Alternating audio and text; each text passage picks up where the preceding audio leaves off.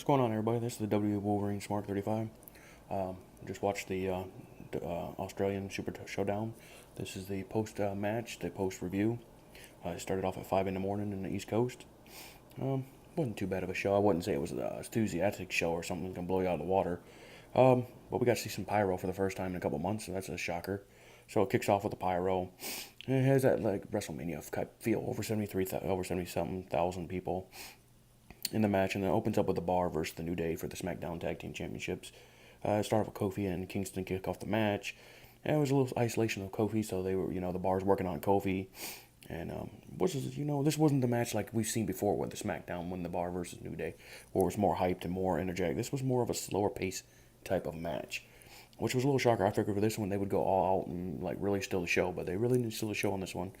It was a good spot where Cesaro did the swing and then did the sharpshooter, and almost had Woods tap out, but at the very end, Sheamus got hit with the double stomp, curb stomp, and that was pretty much the end. New Day picks up the win, and they retain the tag team championships. So that pretty much it's almost seemingly they're probably going to get one more opportunity, and I think that time where the Bar will get the title. Right now, I know Vince is really high on the New Day, and he wants to keep them the title and keep that streak going. We definitely need to reamp this tag team division because on both sides, on Monday Night and SmackDown, because this is just getting rinse and repeat. You can only do so many matches before you're like, this is stale, and we're just tired of seeing it. So that match ended. New Day picks up the win. And it goes off with a barn burner off with this. You figure, okay, we're going to go with Charlotte versus Becky for the SmackDown Women's Championship. Charlotte comes out in the pink gear to, celebrate the breast month of October. She was booed out of the building. Australia just was not having it with Charlotte. Becky comes out with that Stone Cold-esque. She comes out with Stone Cold Becky. This was more of a slower match, but a good match. This one was pretty good. They've had a couple spots where Becky got the finisher on her arm, working on her arm. You could see that they were telling the story of Charlotte working the arm, and Becky almost had Charlotte chop out, but of course Charlotte finds a way to escape. Even though they're trying to portray her as the babyface, you can still hear the boos in the crowd. Charlotte did the moonsault. Becky blocked it. That was a nasty, ugly-looking moonsault from Charlotte. Charlotte needs to reamp that. It needs to be working because it just wasn't. It looked horrible on TV. Now in the crowd it might look a little better, but on TV it was horrible. So you could tell that Charlotte was working on the legs. Weaken the legs arsenal. Charlotte's routine, the figure eight to get into the opportunity to win the match. Well, at the very end, Charlotte does two spears. You think, okay, well, we're going to play hot potato with the SmackDown Women's Championship. I don't want that to happen. But Charlotte finds a way to get Charlotte into Becky into the figure eight. Becky does this heelish type move and used her title to get a disqualification. Becky retains. Charlotte wins the match. And Paige has already announced on Tuesday that they're going to have a rematch again for the SmackDown Women's Championship. I'm not liking that. They should have saved that for Evolution, because that's almost telling you like Charlotte's going to win the title on Tuesday. They're going to play this hot potato to Evolution, and I don't like that one bit. They need to, and just let Becky roll with the thing. And if you're going to give Charlotte the title, do it at Evolution. Don't have it hot potato. Okay, we'll give it to her Tuesday, and then go ahead and just drop it back to her to Evolution, Becky, because you're playing hot potato. Let Becky continue the ride. She's getting the momentum she has. She's so over, and you can tell the commentators tonight were really focusing on, Becky to be the heel. Becky's the heel. She's dastardly. She has to cheat to win. And they want to build this sympathy for Charlotte. Charlotte's the babyface. Charlotte's got to be the one to overcome all the odds. And it should be the other way around. Charlotte should be the heel. She portrays herself as a heel. She works as better as a heel until Vince realizes that Charlotte needs to be the heel. It's going to save all of us a lot of headaches, because if you're going to think we're going to fall for Charlotte being a babyface right now, it's not working. People are telling you, no. We don't want Charlotte as the babyface. We want Charlotte as the heel where she works better. Let her be the queen bitch heel she was before. And let Becky be Stone Cold Becky with the edge, and it works perfect. We can still have some kind of a women's division, because right now it ain't doing too well. So that ended, and then we start on the next match. A little filler match, as I could say. Elias starts in the ring. He's like, I've been all around the world. I've been to Paris. I've been to Saudi Arabia. I've been all over the United States and Canada. But there's no place like this in Australia.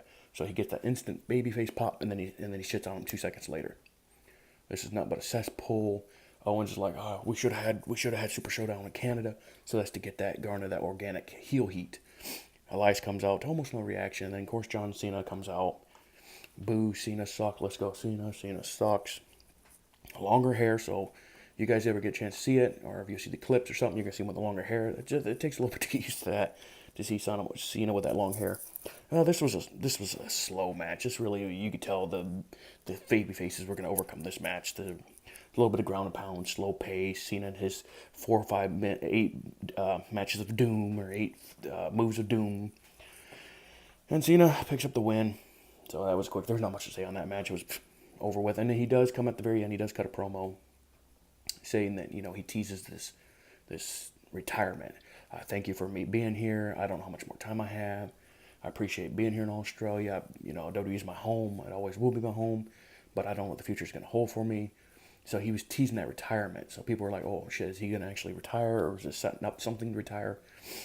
So he just said thank you, and then we walked off, and that was the last we ever saw John Cena for the night, and that was it. Next match, another hometown. The IKonics came out. It was so muted down. Something tonight, I don't know what Kevin Dunn did. You'll see in a couple of these matches, and for the previous of the whole night, it was just so muted. You couldn't feel the energy from the crowd. It felt dead. You could see it was toned down. That's Kevin Dunn reducing the volume, especially with the John Cena. I knew he was going to beat this down because he didn't want to have the boos overwrought and everything. So you could just, IKonics, you would think you were going to get the explosion pop. And the IKonics, no, it wasn't really that bad. You actually had a lot of boos for them, and it wasn't all that loud. So the IKonics come out and say they're glad to be home in Australia. And then Asuka comes out dancing like a fucking fool. And Naomi comes out dancing. And just this match wasn't that long. It was only maybe like a 5-6 minute match. The IKonics, you could tell they beat the curse? Does the hometown people win the curse? Because usually, if you're in a hometown, you're almost guaranteed to lose. 99% of the time, you're going to lose. Well, this time it changed. Thank God they didn't have Asuka eat the pin. They had Naomi eat the pin. The IKonics win the match. But just to have Asuka this far low, to have her look like this, dancing like a fucking fool, just is sickening. Where's the NXT Asuka we had? Where was the Asuka of the old? I was hoping Asuka turned heel here, because that could have been a reamp to her character. So let's see where they're going to go with this. I hope soon it's either two options. Either they're going to real full force this women's tag team division. Asuka and Naomi are really going to be placed into the women's tag team. What do they do with Sasha and Bayley? Do they do that something soon? Where Sasha, is she back to be cleared soon? Because again, Sasha was nowhere to be found. That's another pay-per-view, no Sasha. The rumors of her injury and all that. I'm not buying that totally. I think it's more mental frustration. She's not, and Vince has got her in the doghouse. They have nothing for her. So this is going to be the evolution's less than a couple weeks away. We need to see where they're going to do with this women's division. Are they going to have Asuka and Naomi on the SmackDown side challenge the Raw side for the Women's Tag Team Championships? Are they going to have Asuka turn on Naomi to maybe rebuild her character? To me, I think it's the best way. Just turn her heel. Let's rebuild Asuka. Let's get Asuka back to that Queen of Strong style we saw before from NXT, and even when she was on Raw, wasn't even this bad booked. Whenever she got SmackDown, they just buried her to no remorse. We need to rebuild Asuka. We need that Japanese sensation and Japanese strong style on the main roster, because whereas NXT is already growing, we need that reamped into the main roster. So let's see where that goes in the next couple weeks. Hoping something happens soon for Asuka. But again, I kind of expect the win. They overshot the hometown curse. They pick up the win. They got a nice little thing. They did high fives and they walked out, and that was it for that. And then, who would think? The WWE Championship, middle of the card, the most prestigious title. Samoa Joe versus AJ Styles. To me, this should be a main event title. This is the most prestigious title. I understand this tonight wasn't really designed for that kind of match. I understand that. But this should have been placed later in the card than the mid-card, before even the Cruiserweight Championship and the 6-woman tag. So let that sink in for a second. This is before even the Riott Squad match and the Cruiserweight Championship match. They had the WWE Championship in the middle of the card. To me, this should have been towards the end. Especially when I'll talk about a little bit what happened to Miz and Daniel Bryan. They should have put that spot if they were going to do what they did tonight. So it comes out, Joe get that Joe chant. AJ Styles come out. He comes out before even the bell rings, goes right after Joe, starts attacking on Joe, starts beating on Joe. The crowd, you could tell, was like 50-50 for AJ Styles, and it was a slower, methodical match. I think the other match was a lot better that they had last month, better than this one. This was like the crowd was dead. They weren't really into it. It was slow, and then it pick up space, and then they go back down, and it pick up pace. AJ pretty much would work on the leg. He get into the spot. There's a spot where Joe has a table set up. AJ Styles Joe's gonna try to set up the bunker monster to put Joe through the table. Well, AJ finds a way to cover that. Somehow he comes down. He puts Joe through the table. Joe hits the end of the table, so he works his thigh. So he's like, oh, it popped. So he's working his leg. He's selling the leg injury. Like, oh, my leg. And AJ's like, no, I don't care. He goes right out and he still continues to work on the leg. So he do a little bit, and Joe tries to come back. He almost gets it. He puts in the clutch. You think he's gonna win. And AJ finds a way to escape it. At the very end, towards the end of the match, somehow AJ gets the crab crusher on it. Joe's on it for about 34 seconds and taps out, just like that, just taps. So all of us are pretty much shocked, like, okay, where does Joe go from here now? Because now he got the match he wanted, no count on no disqualification, had to be a winner. Where does he go? Because this pretty much ends the feud. Where are you going to go with Samoa Joe? Because people are going to be like, okay, now that Joe lost, clean in the ring, and Joe wanted the match he wanted, and he still lost. Now Joe could say, well, he worked on my leg, I was injured, I couldn't. They could try to do that out. To me, I think next is for Joe to maybe take a little bit of time off, because I think this is it for him to be WWE champion. I don't think he's ever going to be WWE champion, to be honest. I don't think, just like Nakamura, I don't think Vince is high on Joe to do the draw and pull the title on him. They want AJ Styles to be this CM Punk level. They want AJ Styles to be this long-reign WWE champion. The game is coming out this week, so they're really focusing on this. So at the end, AJ Styles retains. He's still the WWE Championship. He goes on to Crown Jewel to face the winner of The Miz and Daniel Bryan, which happens a little bit. But the next match is the 6-woman match. I'll put my head through the concrete now. The Riott Squad versus Bellas and Ronda Rousey.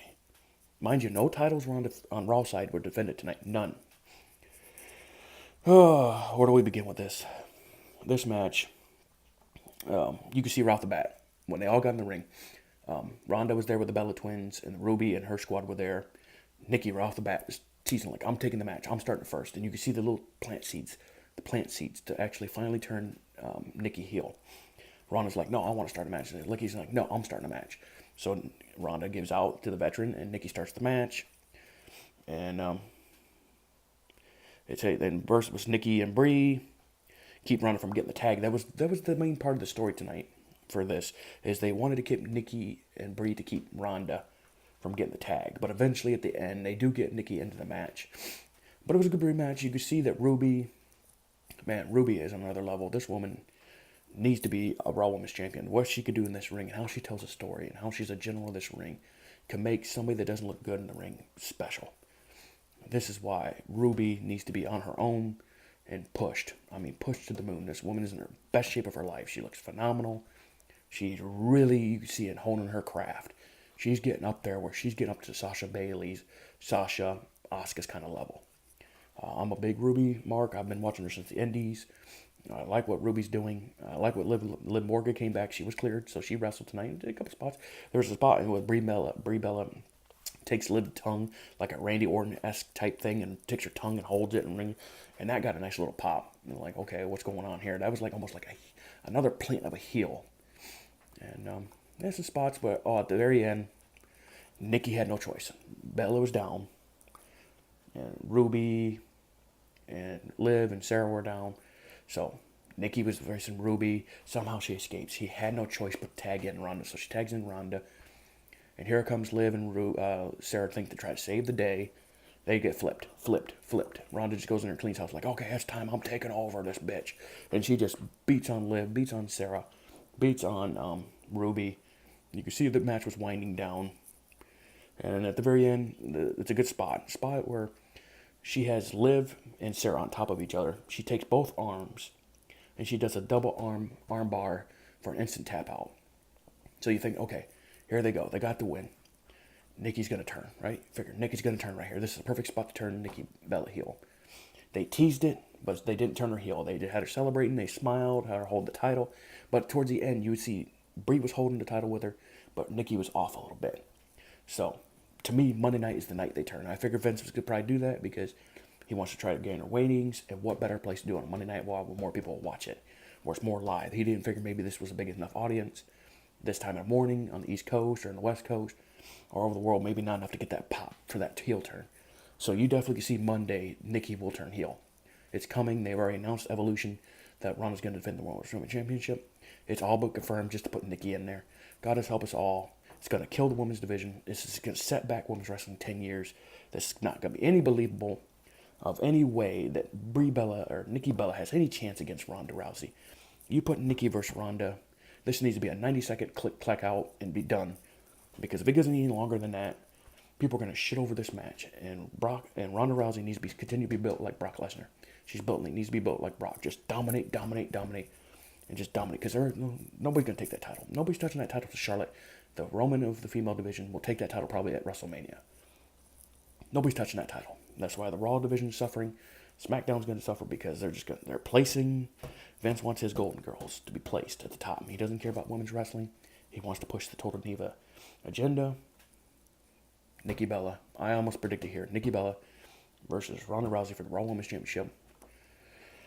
And God help us all, because this is going to, and you think this is going to sell seats for the Revolution or Evolution, for this to be the main event. I'm talking about it for a second here. Let that sink in first. That's going to be the main event of Evolution. Ronda Rousey versus Nikki Bella for the Raw Women's Championship.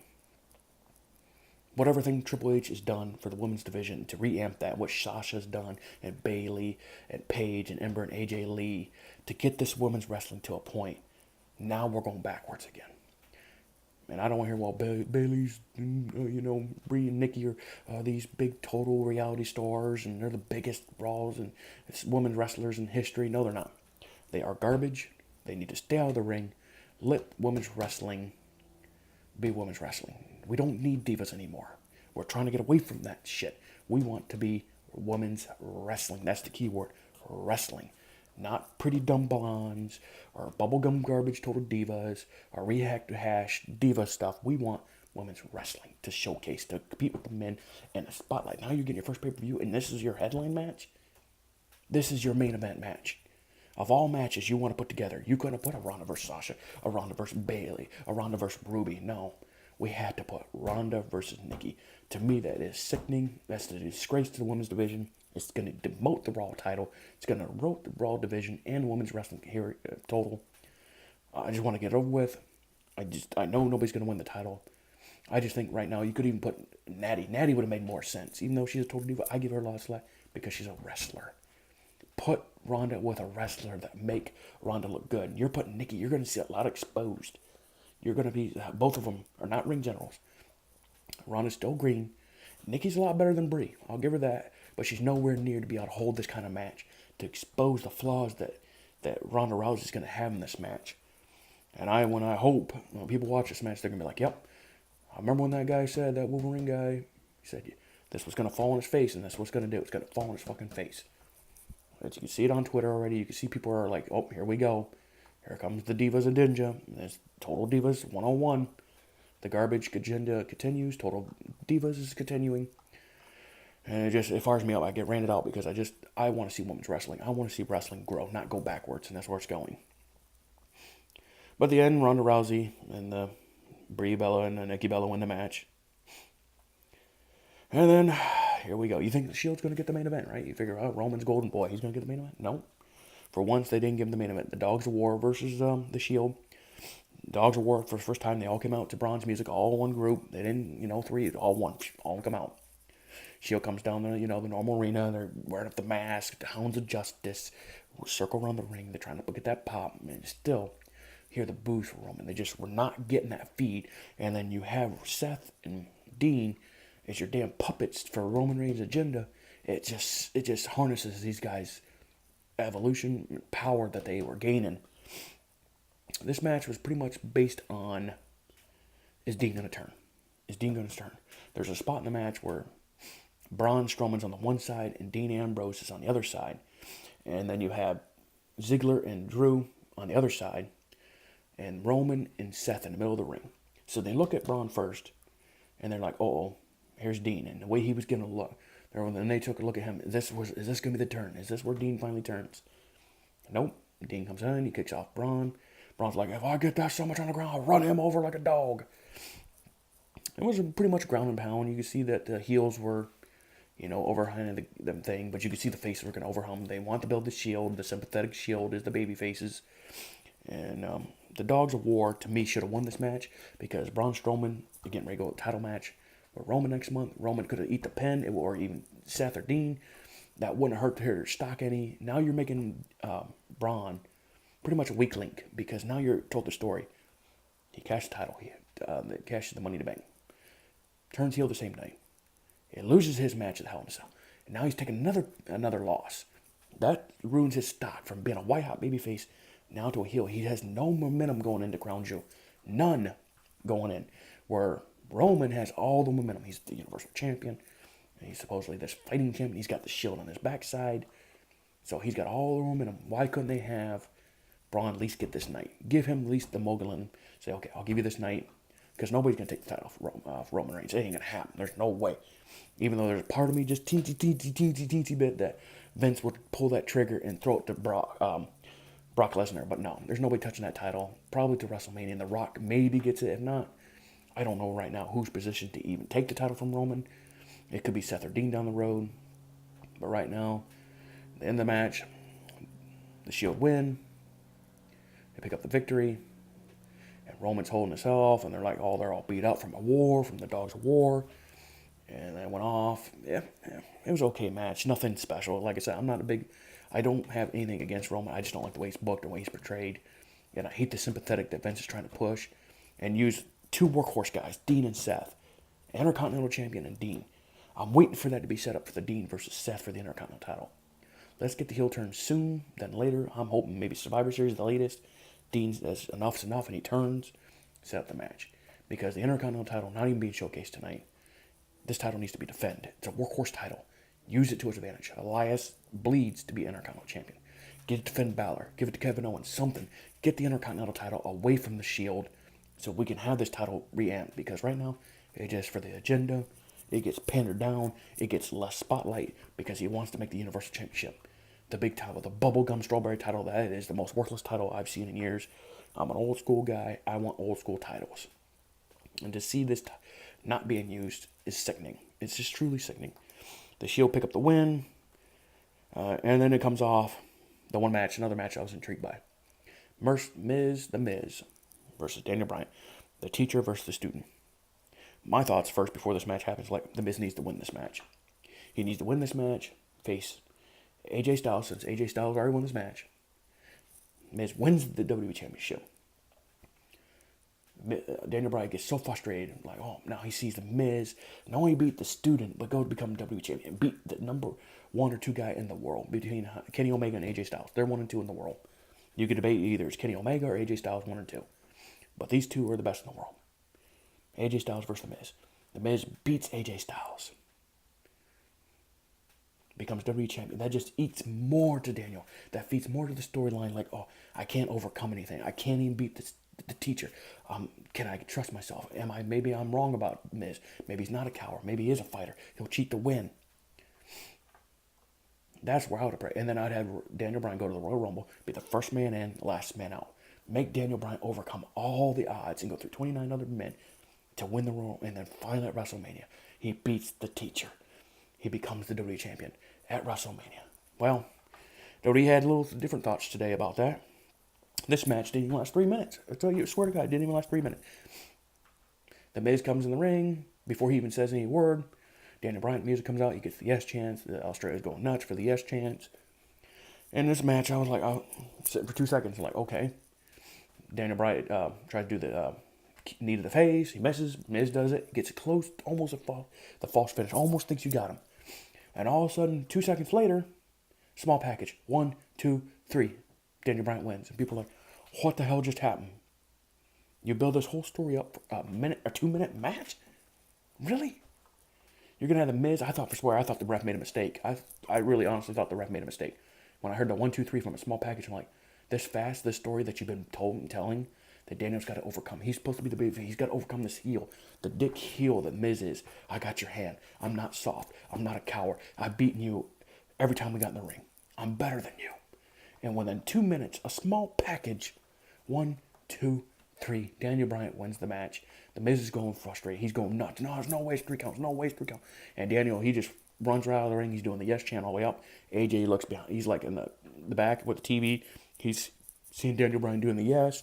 And Paige already announced that Crown Jewel now will be official.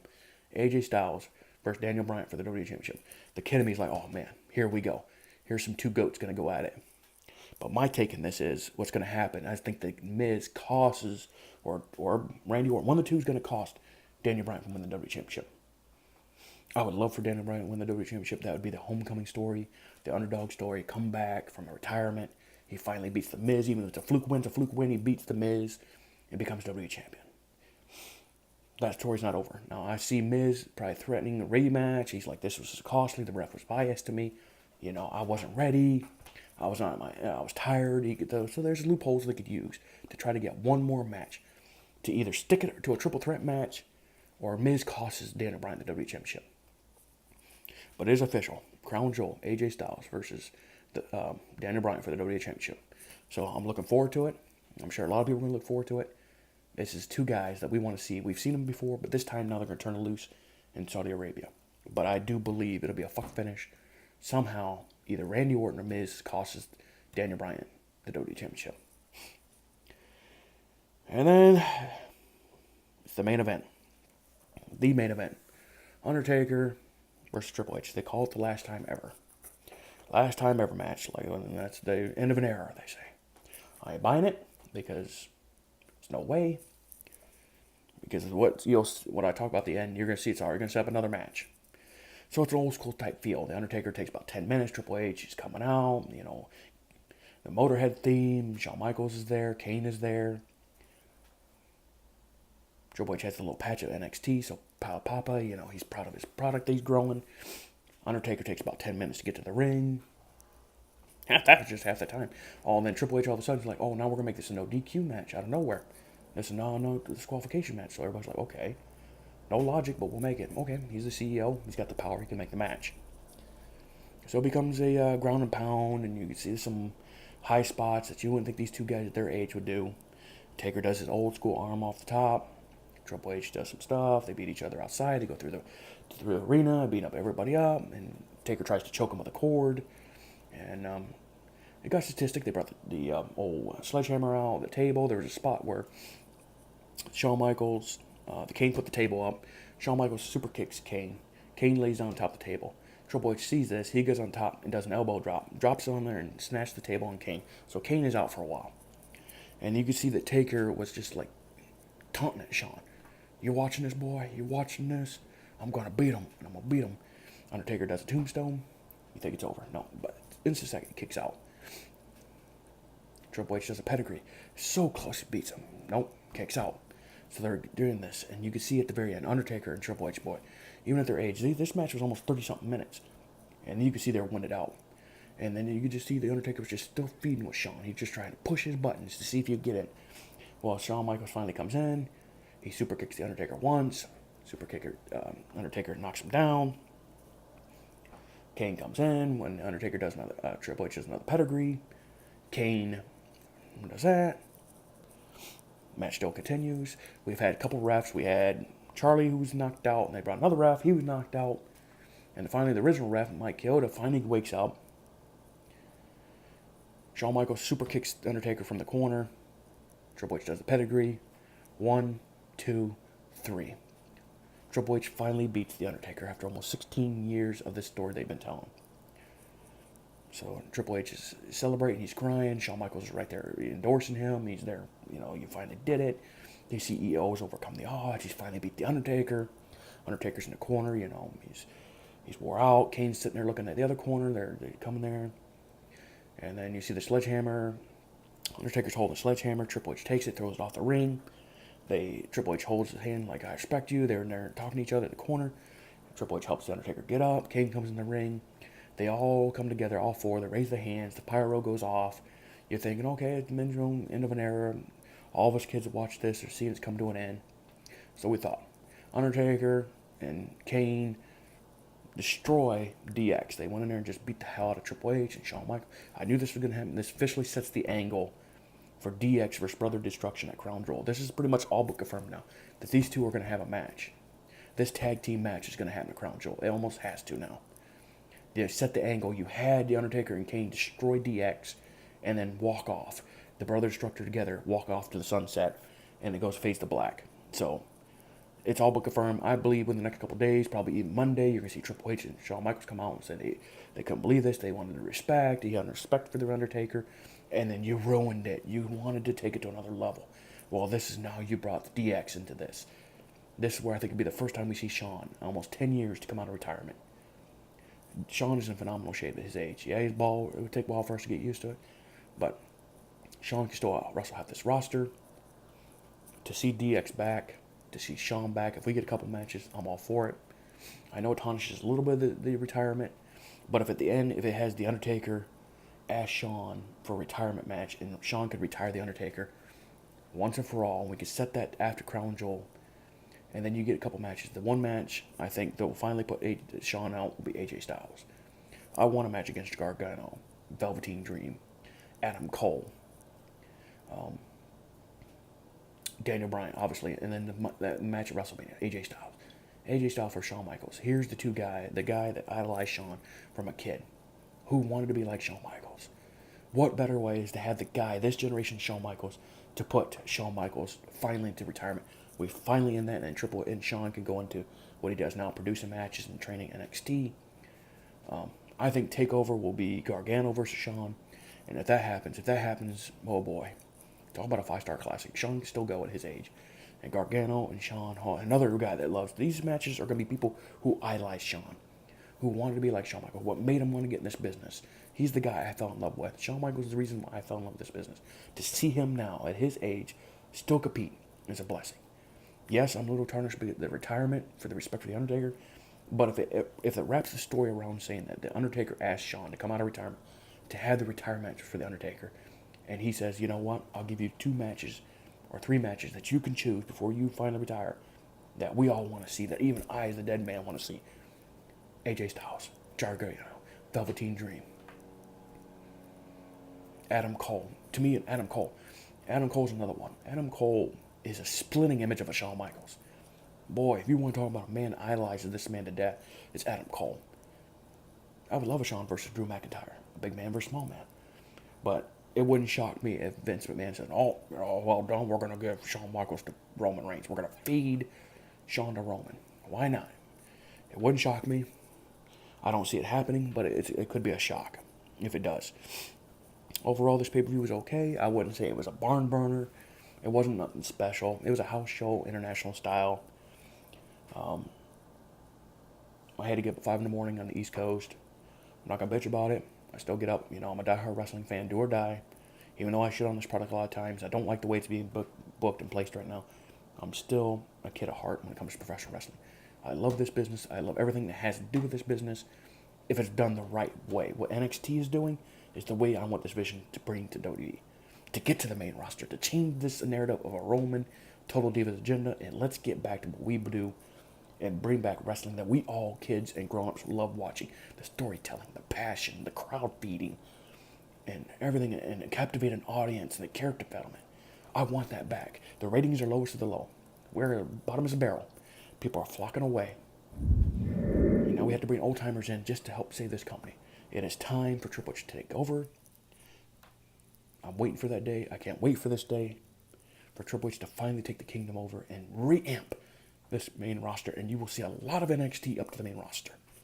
And that's what we're all waiting for. Overall, I'll give it a medium. I won't give it a thumbs up or thumbs down. I'll give it a medium, like a Samoan half. Nothing special. Nothing special at all. If you missed it, you're not really missing anything. It's not like you got to go rush out there like, oh, I got to put on the WWE Network. I got to see what's going on. It was just a glorified house show, Monday Night Raw, SmackDown.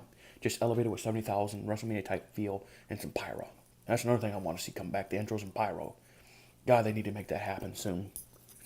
Overall, I appreciate you guys' time. I know a lot of you probably still sleeping or getting up. You want to see what's going on with the news, what's going on with the Super Showdown.